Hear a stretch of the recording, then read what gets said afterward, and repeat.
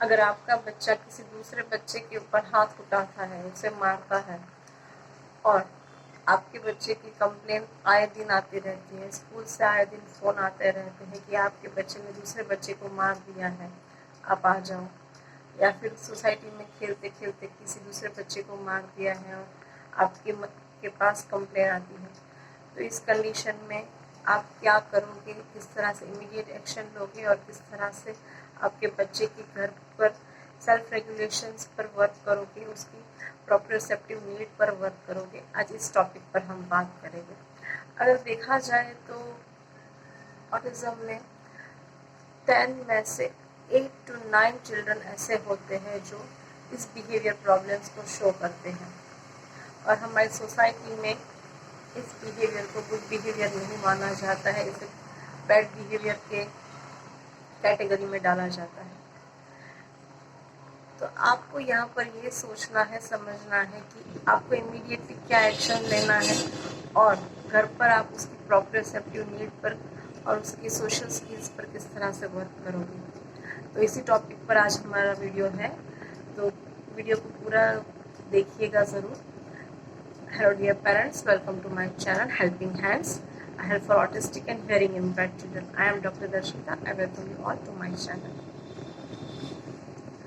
तो सबसे पहले बात होती है कि आपको इमीडिएटली क्या एक्शन लेना है। जब आप देख रहे हो कि आपका बच्चा किसी दूसरे बच्चे को मार रहा है, तो सबसे पहले आपको उसको सामने मारने नहीं जाना है। अगर जब आप खुद ही अपने बच्चे को मारोगे ना, तो आपके बच्चे को लगता है कि हिटिंग इज एक्सेप्टेड बिहेवियर। जब मम्मी मुझे मार सकती है तो मैं भी दूसरे बच्चे को मार सकता हूँ।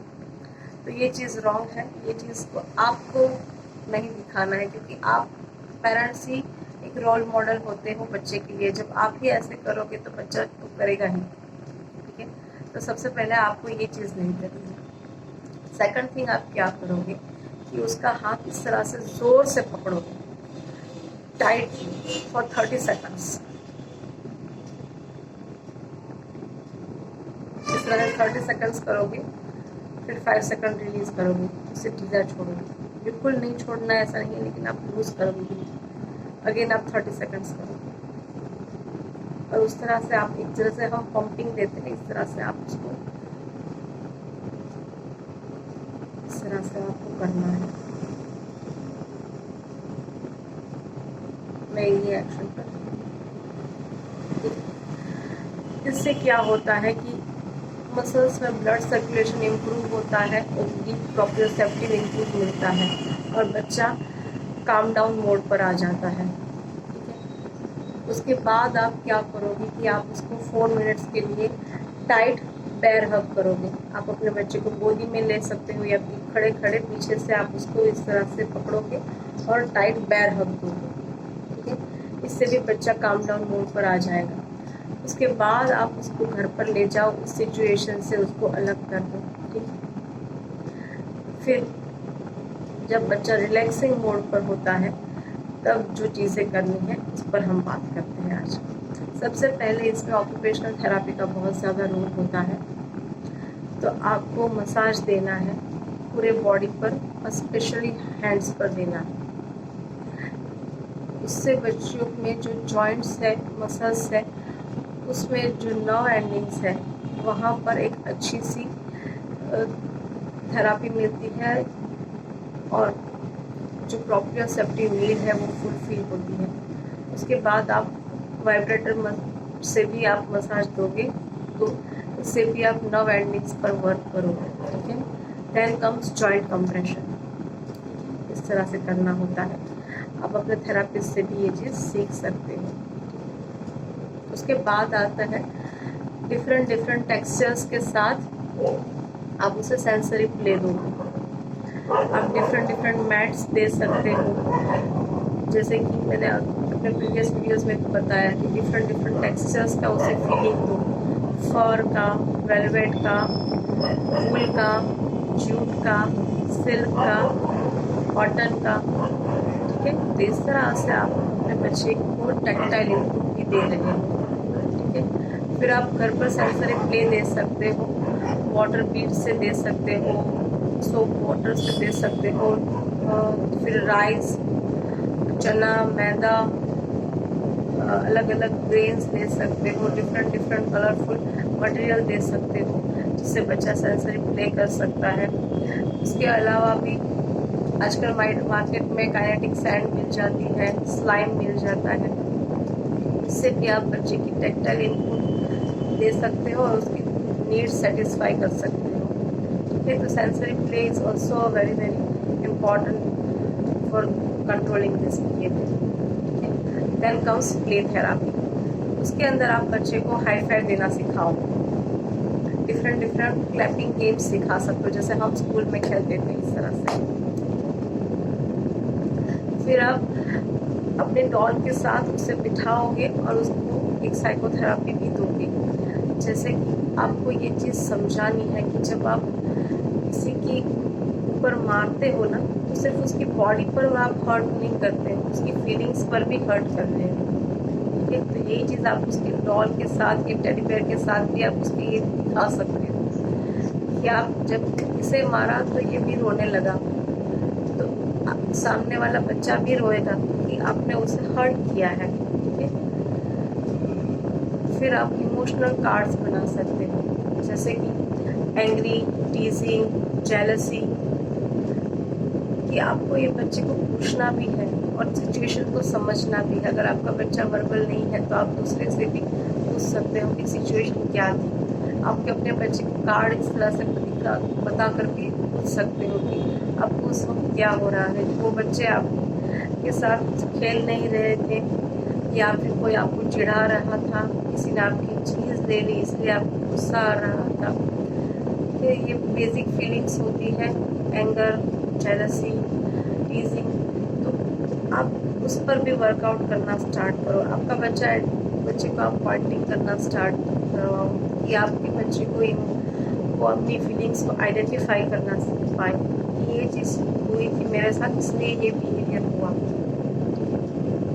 फिर आप घर पर एक ड्रम ला कर दे सकते हो, जिससे बच्चा ड्रम को हिटिंग कर सकता है। ठीक है, तो इससे भी उसकी नीड सेटिस्फाई होती है।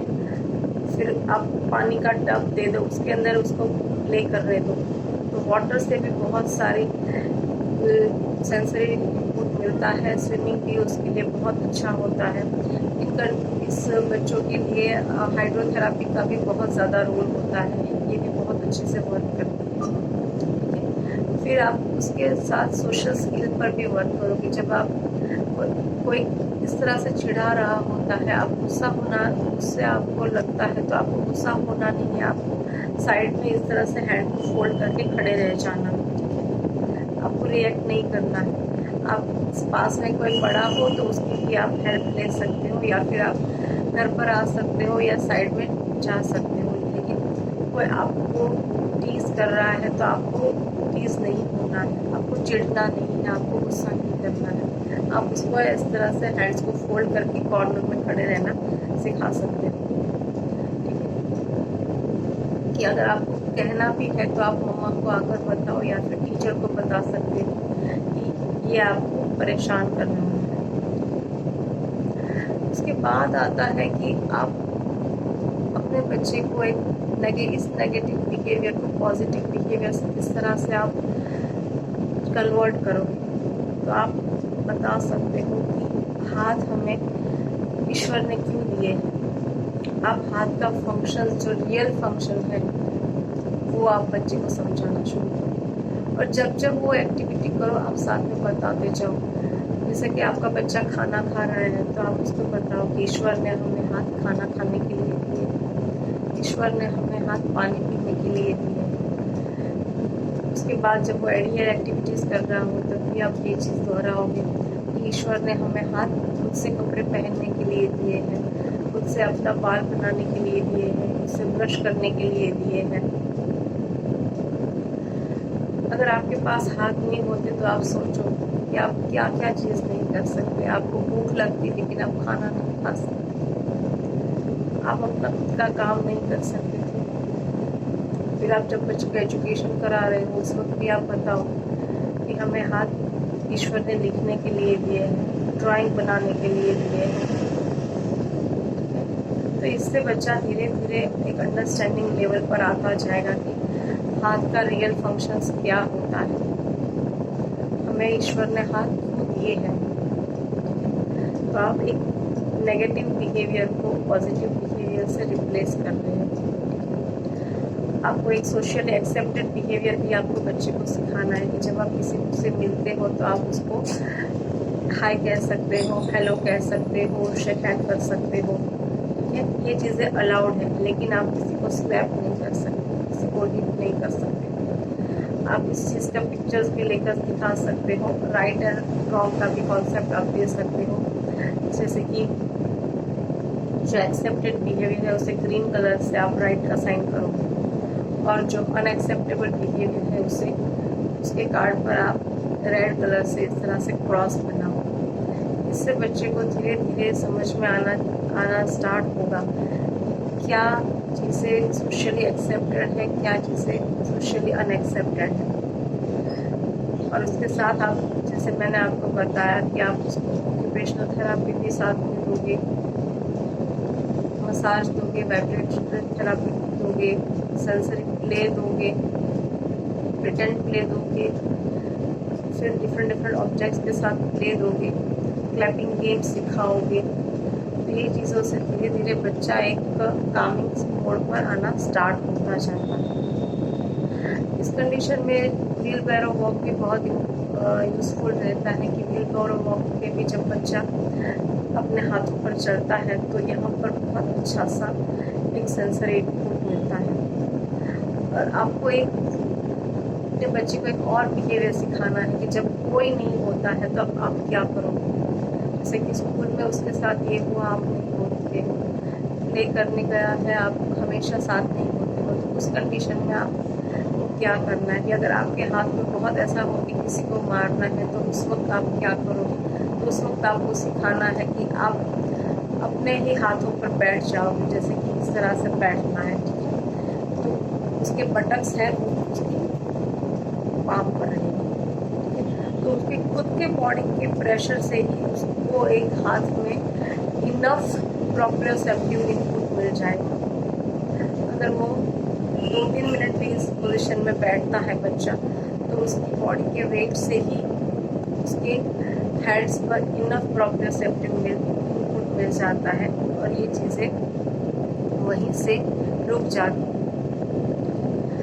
अगर उसको ये चीज़, अगर आप रिक्वेस्टिंग कार्ड भी आप उसके साथ दे सकते हो, तो उसको अगर इस कंडीशन में दूसरे की हेल्प चाहिए, पेरेंट टीचर्स की हेल्प चाहिए या फिर अदर बच्चों की हेल्प चाहिए, प्रिंसिपल की हेल्प चाहिए, तो आप वो कार्ड बनाकर अपने बच्चे को दे सकते हो कि वो हेल्प का कार्ड अपने टीचर को दे सके। तो इससे बच्चे का जो ईटिंग का बिहेवियर है वो धीरे धीरे कम होता जाएगा और उसकी सेंसरी नीड आप जितनी फुलफिल करोगे ना, उतना ही उसका इमोशनल रेगुलेशन भी ज़्यादा हो जाता है। क्योंकि जब उनकी सेंसरी नीड फुलफिल नहीं होती है तब वो चीज़ बिहेवियर प्रॉब्लम्स के रूप में दिखती है। तो आपको उसकी सेंसरी नीड को भी समझना है और उस पर भी वर्क करना है। धीरे धीरे आप उसकी सोशल स्किल्स पर भी वर्क करते जाओगे, इमोशनल रेगुलेशन पर भी वर्क करते जाओगे। आई होप आपको वीडियो आज का पसंद आया होगा। Thank you so much for watching my videos. And अगर आपको अच्छा लगता है तो एक लाइक ज़रूर कीजिएगा और मेरे चैनल पर अगर नए हो तो आप सब्सक्राइब ज़रूर कीजिएगा। मैं अपने चैनल पर स्पीच, एजुकेशन, बिहेवियर्स के रिलेटेड वीडियोस बनाती हूँ और आपके साथ शेयर करती हूँ। अगर आपको मेरे वीडियोस पसंद आते हैं तो चैनल पर एक लाइक ज़रूर कीजिएगा और कमेंट बॉक्स में भी ज़रूर लिखिएगा। ठीक है, अगर आप मुझे से कांटेक्ट करना चाहते हो तो मेरे नीचे दिए गए ईमेल एड्रेस पर भी आप कांटेक्ट कर सकते हो और एक व्हाट्सएप नंबर है उस पर भी आप मैसेज कर सकते हो अगर आप मुझसे बात करना चाहते हो। थैंक यू सो मच, हमारे साथ इसी तरह से जुड़ते रहिए। आगे भी मैं आपके साथ इंफॉर्मेटिव वीडियोस शेयर करती रहूँगी। Thank you so much for watching my videos. Again, helping hands. My hands are also helping you. So teach your child also that hands are for helping others. Thank you so much.